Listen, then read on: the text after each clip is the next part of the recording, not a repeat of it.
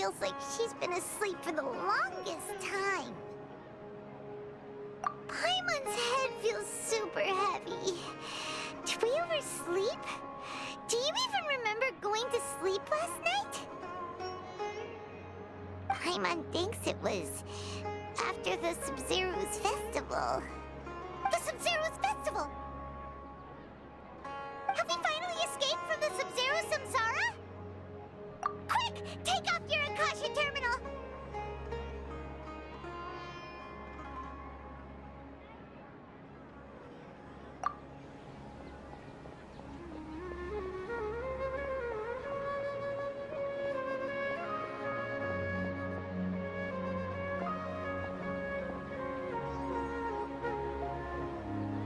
She's not in her room. What happened? Huh? What usual spot?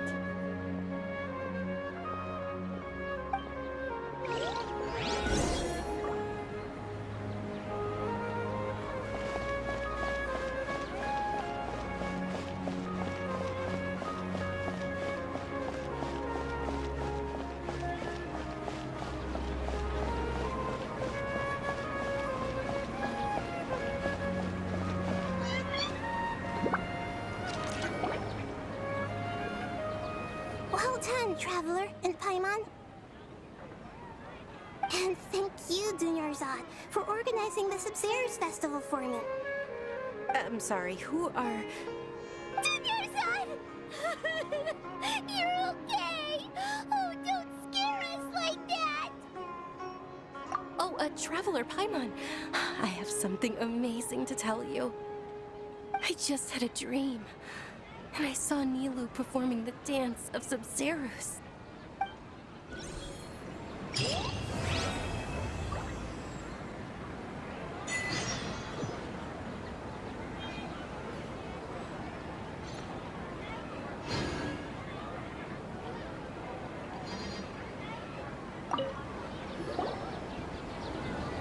You're actually Nahida, aren't you?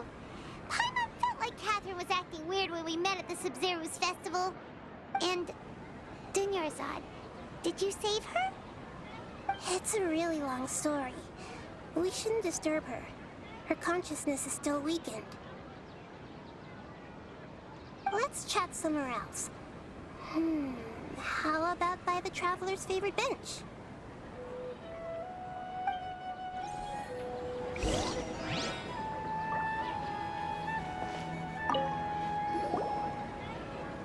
What's going on? Why are you two so excited to see me? Hasn't it only been a night? It's actually been much longer than that.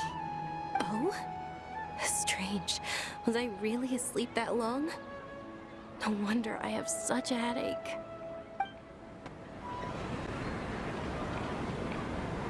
Let's talk about Dunyarzad first. It's such a relief that she's all right. After we parted on the last day of the Sub-Zero's festival, I left the city and saw what the Traveler had described. Among the countless dreams, I found one that was growing fainter and fainter. This proved my suspicion. Once Dunyarzad could no longer bear the Akasha harvesting her dreams, her consciousness began to dissipate. But this also meant it escaped the Akasha's control. Such a small fragment of consciousness can't last for very long, though. It will return to its original dream, where both will gradually fade until they completely disappear. I used all the power I had to keep her dying dream alive as long as possible, but it still wouldn't have lasted for much longer if it hadn't been for you two breaking the samsara. So it looks like we did manage to save Dunyarzad in the end. Not a moment too soon. Huh? Why are you two smiling so happily? I thought you'd be so moved that you'd start crying. I need to spend more time observing human emotions. Both are fine. Everyone reacts differently. All right. You two must have a lot of other questions for me, right? After all, you saved my faithful believer. As your reward, I will answer any and all questions. At the Avinia Forest, this incense that made the traveler fall unconscious and dream of a huge tree and a red sky. You also heard someone's voice, right? It said world and forget me. Yeah, so you do know! We've been wanting to ask you what that was about, and if the red sky was related to Conria. It seems like the traveler established a connection to Irminsul. That was a message left by Greater Lord Rukkhadevata's residual consciousness in Irminsul. Perhaps her last memory before she died. As you two probably know, Greater Lord Rukkhadevata disappeared after the disaster in Conria. The timings of these events do line up, so your suspicions are reasonable. A message from Greater Lord Rukkhadevata? We thought it was from the Scarlet King. The Scarlet King? That god who died even longer ago? Some present-day desert dwellers still worship him. You probably just heard some of their conspiracies. Okay, so what does the message mean? I still haven't managed to decipher it. Even the Akasha isn't currently capable of doing that.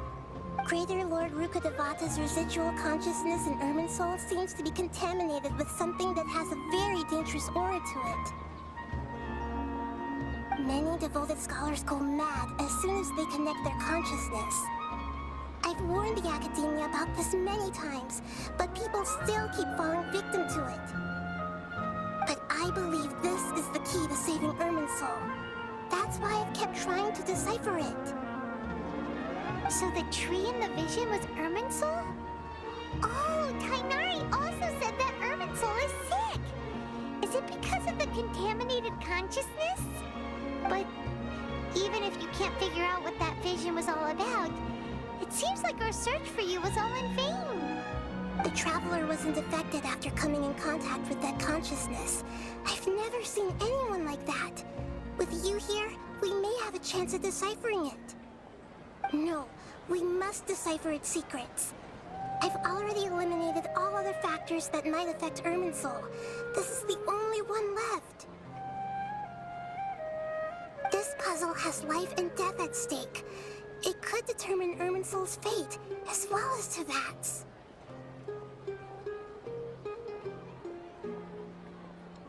To be accurate, I'm using the Akasha as a medium to occupy Catherine's consciousness.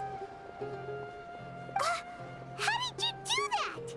Poor Catherine. Does this mean you can also occupy other people's consciousnesses? Theoretically, I can enter anyone's mind as long as they're wearing their Akasha terminal.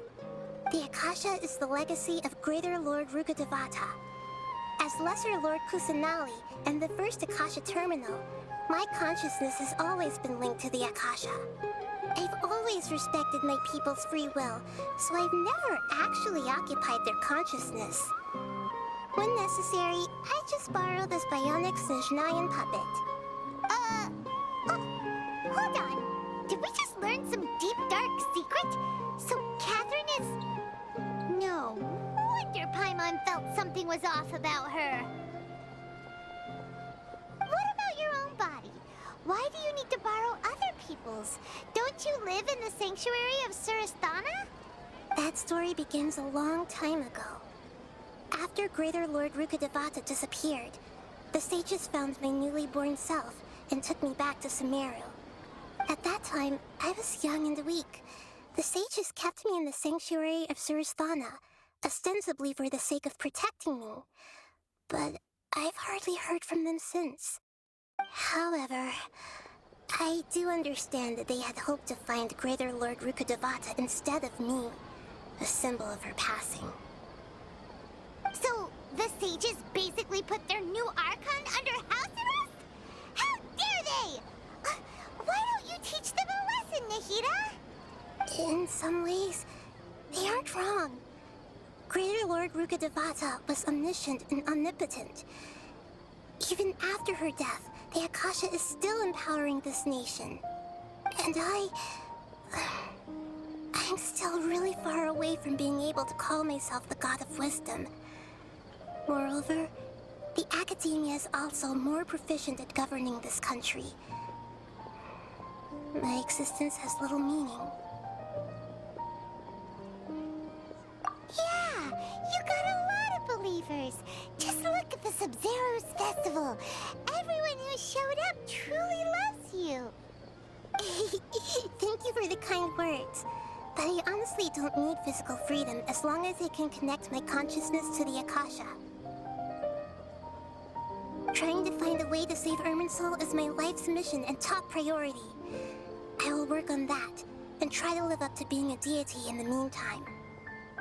Every once in a while, I will also take up the duties of the God of Wisdom and enlighten a lost soul here and there. Doing all that should be enough.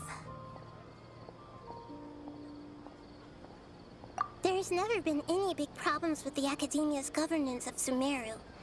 This is the first time I've seen them step out of line. I wonder what caused them to go down this path, and what they hope to achieve. Even though the city's residents haven't noticed anything strange, if the Traveler hadn't broken the Sub-Zero samsara, the situation could have become dire. I tried to do some investigating in the Akasha, but I couldn't find anything suspicious. And all the people of interest seem to purposely avoid wearing their Akasha terminals. I think they're deliberately trying to hide something. Oh, that reminds Paimon. In Gandharvaville, there was a sage who had invited Kainari to join some kind of project. Could it be related? Regardless, I need to first investigate the sage's motives, make things right, and punish them if needed. But I'll have to be discreet, or they'll see me coming.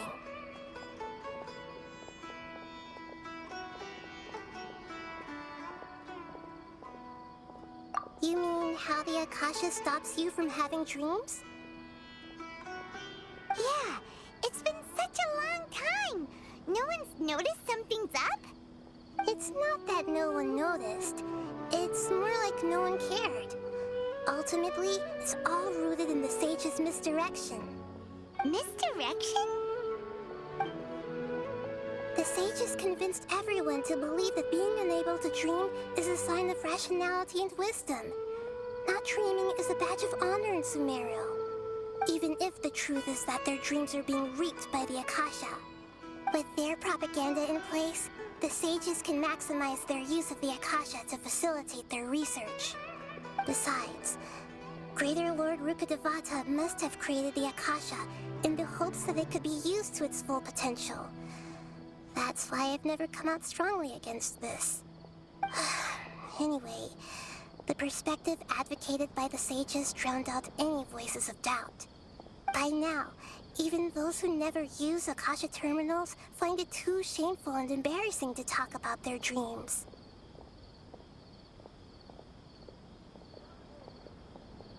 Got it.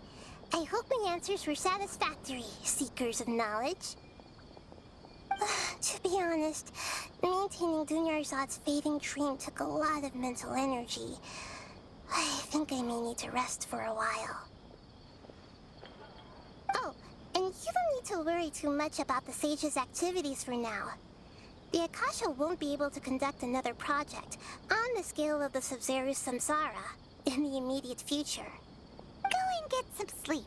Leave everything to us. What a relief.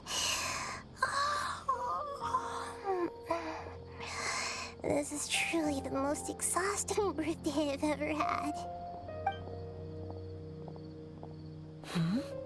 Traveler? Paimon?